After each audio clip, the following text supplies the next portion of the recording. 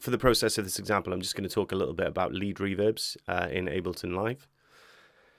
So I've got one instance of Silent, just a sort of typical uplifting trance lead, if you like. So I'm going to play this. The reverb is currently disabled in the synth so that we can use or add a reverb send. So I'm going to play it now as it is with just a little bit of delay on it.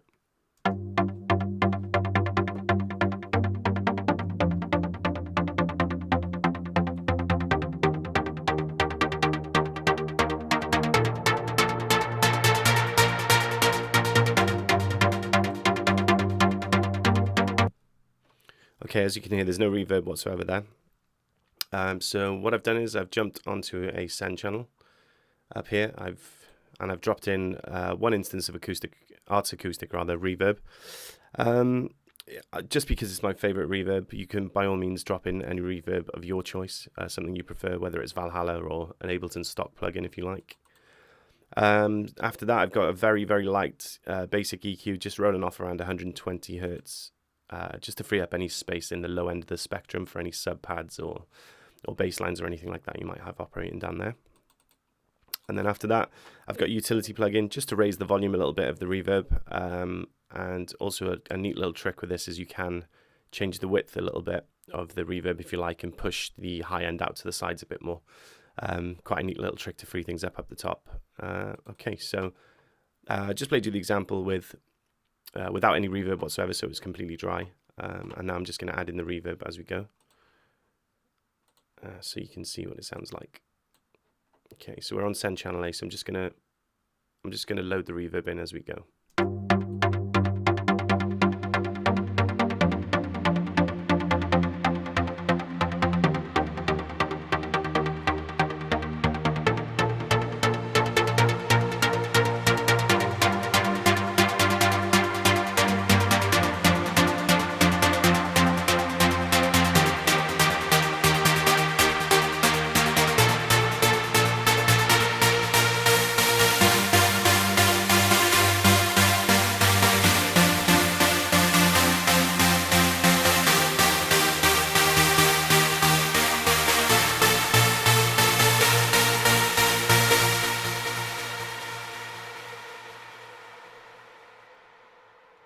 Yeah, as you can hear there, that really nice reverb tail that carries on after the melody stops playing.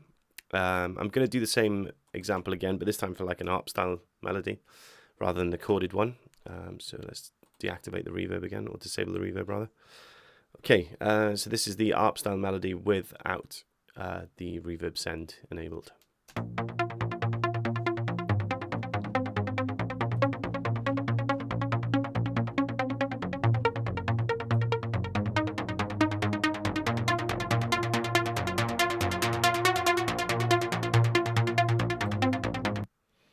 Okay, and now I'm going to do the same thing as I did with the chord style melody and just add the reverb in as we go.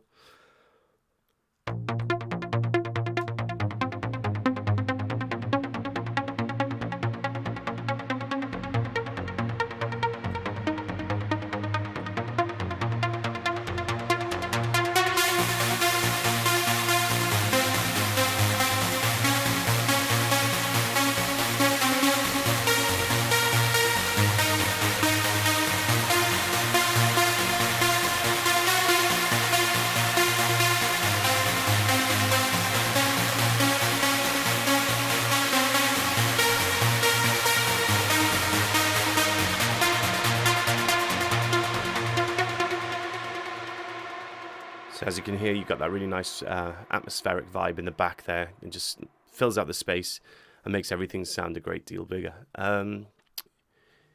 Another thing I would normally do as well, just to get, especially if, you know, when the leads drop in from the main build-up, I would add a sidechain to the reverb then, just to pull the reverb out of the way and get it to play in between the notes if you like.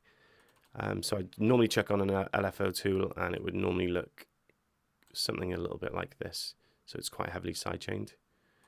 Just to give you an example of how that would sound,